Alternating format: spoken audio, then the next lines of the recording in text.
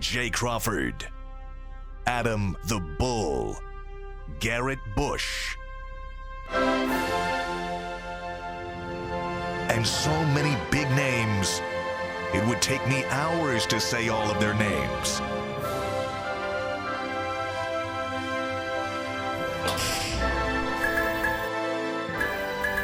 The ultimate Cleveland sports show. Booyah! And happy Friday! Let's go, and welcome go! to the Ultimate Cleveland Sports Show here on WKYC Channel 3. Thank you so much for checking us out. Even though it's a bye week, we've got 30 minutes of hot content. I'm Jay Crawford. Coming up on this show, I am going to show you the trick play the Browns must insert into their playbook that will never fail. Bull. Jay, I'm Adam the Bull, and does the defense deserve a perfect grade through the quarter pole of the season? I'll tell you in a few minutes. G. Bush. I'm G. Bush, and I'm going to tell you why I'm frightened about Deshaun Watson's shoulder after talking to a doctor friend of mine. We'll see that later. Jason? And I'm Jason Lloyd, and I'm going to tell you about some odds that came out about what's better, what's more likely, the Browns to win the division or make the playoffs. I think you're going to be surprised by some of these odds. Some of them look really too low to me. Mikey. And I'm Mikey McNuggets, and I miss football. I hate the bye week, and the Browns need to come back. He always has the funniest intro line, and you didn't disappoint us once again. I know. Football, a Sunday without a Browns football game it's painful. You said it's a 4. I agree. It is. It's about a 4. And When the the leaves Browns haven't play even on Sunday, fallen it's a yet. We 10. can't even go rake leaves. There's no leaves to rake yet. I don't know. Yesterday, a lot fell with all the rain.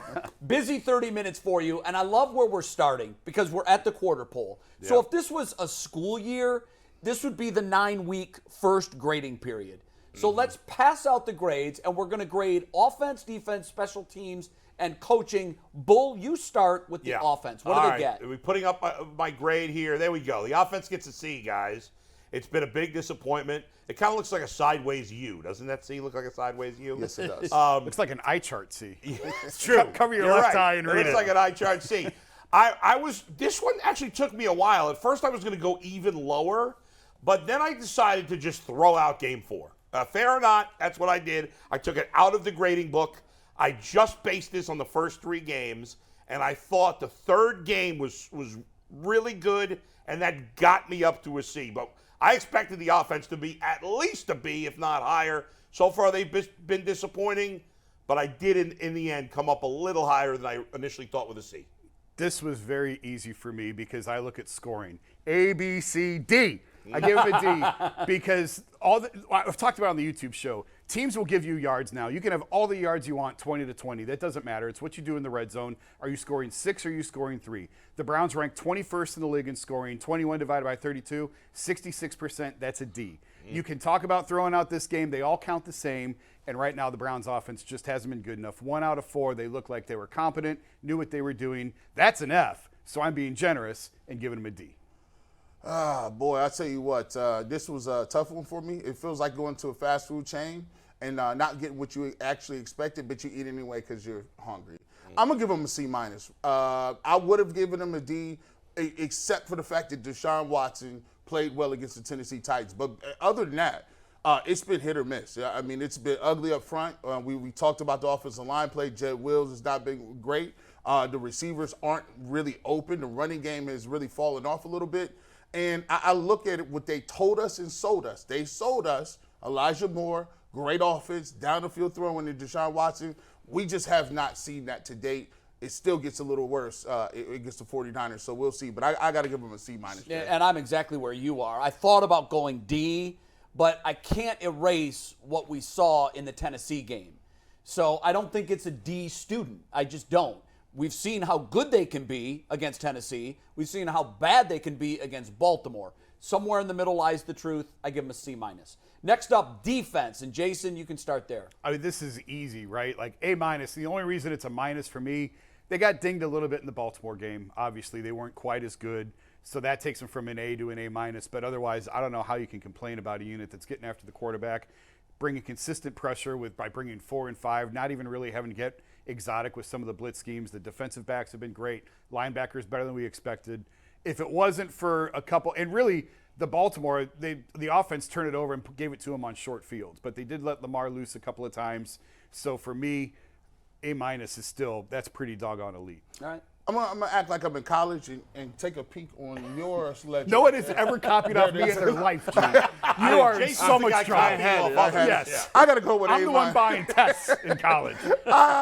Blue book value right here. I got an A-. I'm exactly where you are with it. If it wasn't for the Baltimore Ravens running the football, I think they may have found some things that other teams might try to capitalize on, maybe some misdirection stuff. They got gashed a little bit in the run, but overall, we a couple weeks ago was talking about this is the best Browns team defensively that we've seen in a long, long time. I can't really knock them down too much. I'll give them an A-, and I think that they actually have room to get back up to a regular A or A+, especially with the contest coming up against the 49ers. I'm giving them an A. So I'm the teacher that when the student comes to school and they're sick and they don't really have their best test day, I take that into account. No, the defense wasn't sick, but the offense was. They came in knowing there is zero room for error. And before they could blink, the offense gave them the Baltimore the ball on a short field. It's 7-0, and the defense at that point was thinking, I've seen enough of this offense to know that they're not going to score. So I'm not saying they gave up, but they knew to save your energy and take the L. I'm giving them an A. By the way, sometimes you eat fast food because you're fat. That's why. Well, that's what we do. I give them an A. An A- is ridiculous. They played the 3 best games of the year. The first 3 games, they weren't as good last week, but the offense killed them. They haven't gotten a ton of turnovers. An A, they've been the best defense in football so far this year. All right, let's go to special teams. Lot going on with this special teams unit. A lot of good, a lot of bad. G. Bush, where do you rate them? Listen, in between, I'll give him a C+. I was going to give him with a regular C because, Donovan Peoples-Jones is a guy who, just catches the punts. We don't have anybody back there that's taking over doing anything. I gave him a C+ because of our kicking situation. Night and day from where we were, Jay, and I'll give him a C+ with that. Yeah, I'm going to give him a B-, and here's why. In the kicking game, in the special teams game, I heavily weigh the field goal kicking because that's a big part of football, let's face it. Our kicker in Dustin Hopkins has been better than any of us could have imagined. He's been incredible. He's got 50-plus yard field goals in 3 straight games. Crazy. It's only been done by Phil Dawson, ever. So B- with a strong emphasis on you better figure out the punt returning position because that's been woefully bad. Mike, what do I got there? Bull, you gave special teams a B. Thank you. I gave him a B. The kicker's been great. Now we got to see it when the weather gets bad. Cade York was great to start last season too. But the punter also, he's been excellent. He was criticized in the past for his holding. He's an excellent punter. The major downfall, the only reason they don't get an A is because the punt return stinks. Yeah, I gave him a C. Dustin Hoffman gets an Oscar for best performance. Hoffman. He's been terrific with the kicking game. Kick return game, they're down to their 3rd returner. Obviously, they lost Jakeem Grant. They had to move Jerome Ford off it because he's now the starting running back. DPJ's been terrible on punt returns. I go back, I covered Ohio State when Brian Rubisky was there. The whole point was just catch it and fall down. And that's kind of where we're at with the punt return game right now. So it all balances out to me. I agree with Jay. Kicking game means more, but I still give him a C over. I'd be happy right now with catch it and fall down.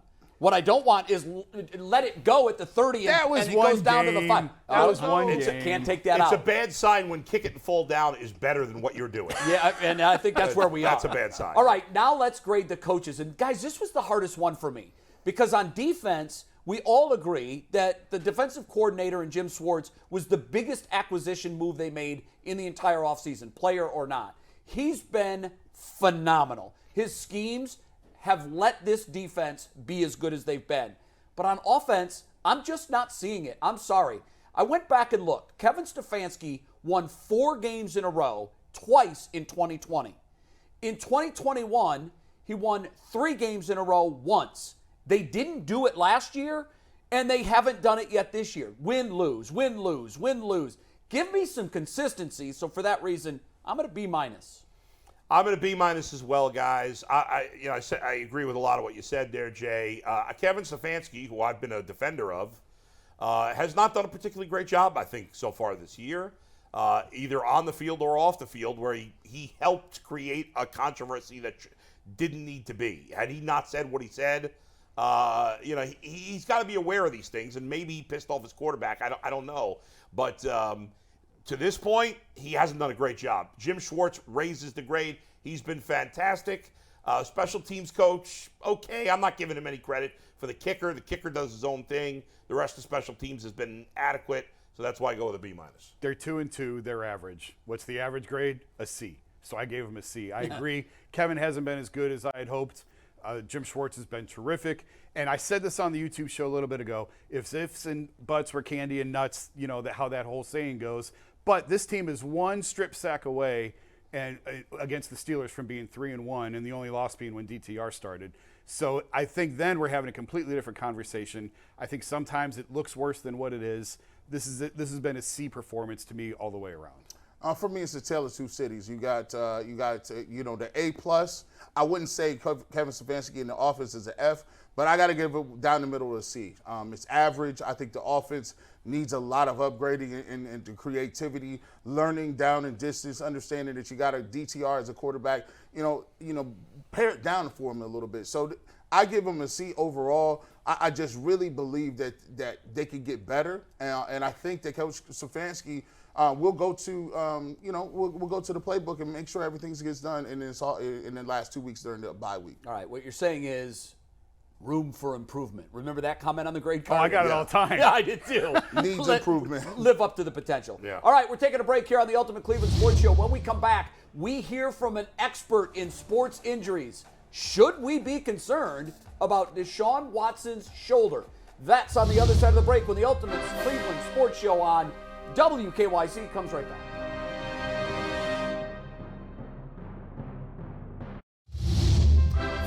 Welcome back to the Ultimate Cleveland Sports Show on WKYC Channel 3. So it's a big concern for the Cleveland Browns. What is going on with the shoulder of quarterback Deshaun Watson? We know he had to sit out last game against the Ravens. He's got the bye to get well. But what are the chances he comes back and is 100%? Well, the Ultimate Cleveland Sports Show talked to Dr. Jesse Morse early this morning to find out what we may be looking at here. Let's get some inside information. Deshaun Watson obviously dealing with a sore shoulder right now. He was unable to play last week. The Browns, of course, are on a bye this weekend. And next week, they hope to have Deshaun Watson back. So let's bring in our guest right now, Mikey McNuggets. Here he is. Doc, how are you? Thank you for joining us. I'm doing good. How are you? Great. We're doing great. We'll be doing better if Deshaun Watson can play next Sunday. Obviously, you've been following the situation. We know he's got a sore shoulder, a contusion in the shoulder. It looked like he wasn't going to play. Then he said he was going to play, and in the end, he couldn't play. Based on your knowledge of the situation, without obviously you haven't looked at him personally, do you expect Deshaun Watson to be back for Week 6 against the 49ers after the bye? I do. I think this is a unique situation where he was likely heading to go. Everything was pointing in the right direction, but he wasn't really able to throw a whole lot during the week. That was the problem, is that he couldn't really ramp up. And there's a couple different types of shoulder injuries. This is probably the mildest of all of them, which is ideal. But when you have inflammation of the rotator cuff, and that's the muscle you use to throw and really do anything with your arms, it becomes painful and frustrating, and it's going to impact your accuracy, your velocity, and you're just not going to be able to put the ball where you want to. And then he's probably like, hey, I have a bye next week. Why would I not use that to my advantage? Now that you say that you think he is going to play, how does this injury affect his, him throwing the ball, pushing the ball downfield? I think it really depends on the severity of the inflammation and if there's any injuries to the tendons or to the labrum or to the AC joint. The AC joint is classically injured. Often guys land on their shoulder, the top of their shoulder. They bruise or strain, kind of beat up the AC joint ligaments, and that kind of is what stabilizes the top part of your shoulder. He reportedly doesn't have any of that. That's what happened to Derek Carr, and that's why he didn't look very good. But it doesn't sound like Deshaun Watson is dealing with that, which is good. Now, the rotator cuff is a bunch of important muscles, and there can be a lot of inflammation in there. So you really have to kind of throw, but unfortunately those rotator cuffs come underneath the tip of the shoulder. And when that happens, you can have inflammation, and if you have repetitive, you're going to be rubbing on the bottom of that bone, causing more inflammation, which not only causes pain, but is going to lead to inaccuracy and inability to push. So if he suffered a dislocation or an AC sprain, those take much longer to heal, and sometimes they don't. And that would have been much more detrimental. So if you have to pick your poison, this would have been kind of best case scenario given what we know. Doctor, really quick before we get you out of here on Nick Chubb, why did they break it into two different surgeries between the ACL, then went back into MCL, MCL first, then ACL? Why did they break those things into two different surgeries? Good question. So this was a bad injury, a bad injury. And you could see it just from the start. You don't really know the severity of the injury until you really open them up, because MRIs are only so good. When they went in, they saw, yes, we knew the MCL was pretty much fully torn. There's no way it couldn't have been torn based on the angle of his knee. The question was how much of his ACL is damaged, how much of his PCL, of his cartilage, of his meniscus, of the LCL, which is on the other side. And when you have a significant PCL strain or fully tear, you have to restabilize the knee before you can reconstruct the ACL. So his real rehab won't start until the ACL is reconstructed. Dr. Morse, looks like a long road back for Nick Chubb. We appreciate the time. Thank you for joining us. Thanks, Doc. My pleasure. When the Ultimate Cleveland Sports Show comes right back, one change we all would make during the bye week. When the Ultimate Cleveland Sports Show on WKYC Channel 3 comes right back.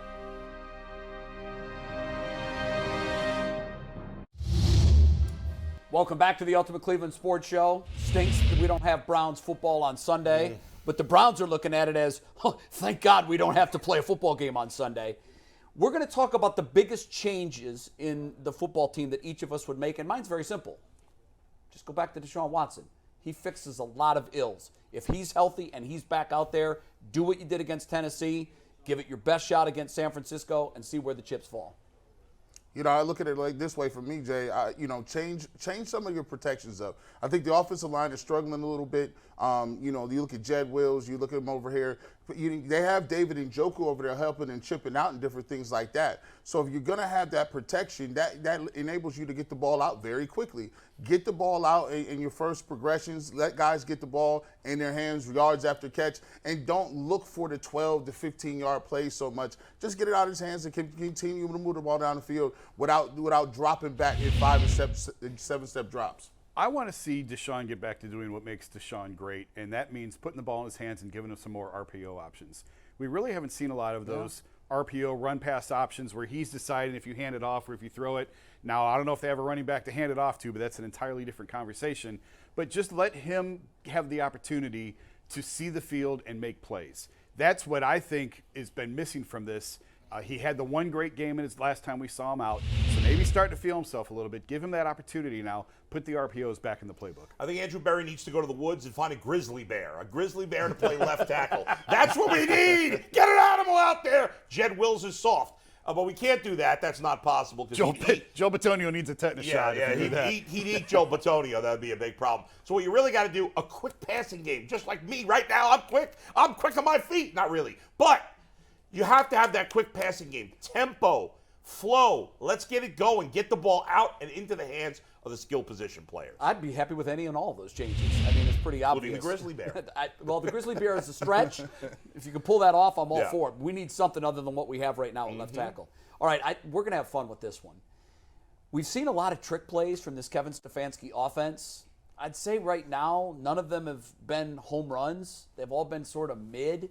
So we tasked the guys on the panel to draw up the one trick play that you want to see in the San Francisco game.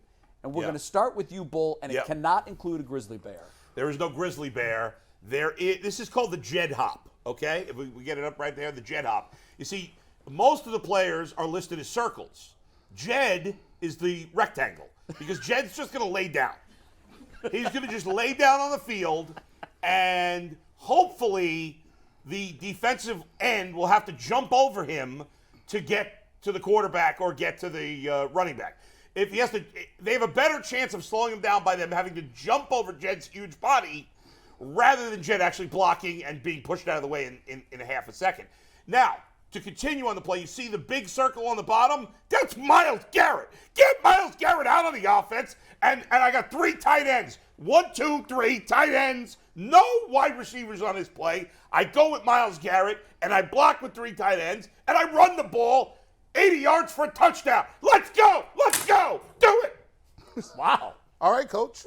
Listen, I'm going to go with a little more easy approach. See, right here, this is called the double direct snap. So we're going to snap the ball to Deshaun Watson. He's going to start front side. He's going to run a read option. Now, there's 3 options on this play, right? Hence the word option. He can either take the ball and then run an inside zone up front, or he can hand the ball to the running back. If he hands the ball to the running back, which I would have Elijah Moore right there, he can go in motion and he can either run the option play and pitch it, or he could drop back and throw a pass up top. It is the triple double direct snap, and I think it works. Mine's easy if you've seen Varsity Blues. It's the Billy Bob. Billy Bob. It's the hook and Billy ladder. Bob. Send the guy in motion. You throw it to Amari Cooper, who pitches it to DeJuan Jones. It has to work. It worked in the movie. It'll be a 50-yard touchdown. DeJuan will run down the field with defensive backs hanging on him. If you haven't seen Varsity Blues, go watch it. It's guaranteed to work every time. Well, it's going to take all 11 of the defense to bring DeJuan Jones down. I named mine. We've heard of the Bush push. Yep. Philadelphia Eagles are working that to perfection now. Mine's called not the Garrett Bush, the Garrett push. And here's how this play works. Also, Myles Garrett is lined up as the fullback. You've stolen my thing. Well, I told you guys yesterday that this was my play. Can confirm. So Myles Garrett is lined up as the fullback. If you want to use Harrison Bryant, because for whatever reason our quarterback Watson doesn't like doing these, he's just going to sneak the ball, and Myles Garrett doesn't touch the ball. He just grabs the quarterback and carries him forward to the first down. It will work every time. Philadelphia Eagles have perfected that play. Yeah, that's right. Yep. All right, we're taking a break. When we come back, absurd odds on the Browns winning the division. What's up with that? When the Ultimate Cleveland Sports Show comes right back.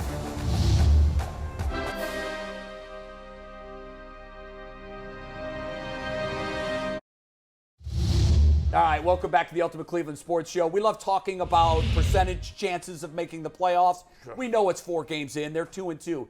ESPN uses something that they call the FPI. Here are the chances ESPN gives the Browns of winning the division or just making the playoffs as a wild card. To win the division, they're an 11.5% chance. To make the playoffs, a little more than 48% chance. Jason, which of those numbers is more wrong? Well, this is why I would never work at ESPN, Jay, because I would never go for something as silly as an 11.5% chance to win a division when you're 2-2 and a game out of first with 13 games to go. Like the 48% chance, that's about right. Like it's 50-50. It's a coin flip. They make the playoffs. To give them an 11% chance to win the division, that's silly. That doesn't make any sense. I don't know how they came up with that number. They're a game out of first place right now. That's nuts. Based on projections. It's good old AFC North bias. I think the people are messing around thinking that Terry Bradshaw and Mean Joe Green are coming out of the locker room. Obviously, 11% is crazy. Like, if you have a 50% chance to make the playoffs, you at least have a 33% chance of winning the division. I think it's just absolutely way too low, Bull. What's your percentage, Jason? He is 33. You have 35-40. All right, I got the Browns at about. I think I got every team in the division with somewhere close to a 25%. Exactly where I am. Between 25 and 30. Maybe the Steelers a little lesser. And if the Bengals lose this week, then they'll be way less than that. But ultimately, I agree with you guys. I would have somewhere between 25 and 30. I would actually have their chances of making the playoffs a little higher too, maybe like 55%. But I think definitely the most. In the end, they're not 4 times more likely to make the playoffs than win the division. Yeah, they're I obviously wouldn't think more so likely either. to make the playoffs than win the division. But 11's way too low this early in the season. Yeah, the thing of it is there's 4 teams. So if you just did it on a blind average draw, which we know it can't be that way, they're all 25%. The Bengals are in a really interesting spot because you're right. If they lose this week, their path to the playoffs gets very, very narrow. Yeah. So I would actually, if the Browns, without playing, stay at 2-2, and you've got the Bengals at 1-4, I think the Browns would go up to like a 30 to a 35% chance. But the 11% ESPN, come on. Lost in the soup. You guys are better than that. You really are. All right. No Buckeye or no Browns game. We do have the Buckeye game Saturday. That hopefully will get us over the hump. One thing I want to take a second to do right now, if you're watching this show and you're saying, wow, this is an interesting show, I've never seen it before, you can watch us every Monday through Friday, 11 to 1 live. All you do is go to any navigation bar, any Google, type it in, UCSS for the Ultimate Cleveland Sports Show. We're on YouTube every day. You can watch us live 11 to 1, or you can watch us on demand whenever you get off work, whenever you've got a little bit of extra time. Make us a habit. That's going to do it for this edition of the Ultimate Cleveland Sports Show on WKYC. We'll see you next week.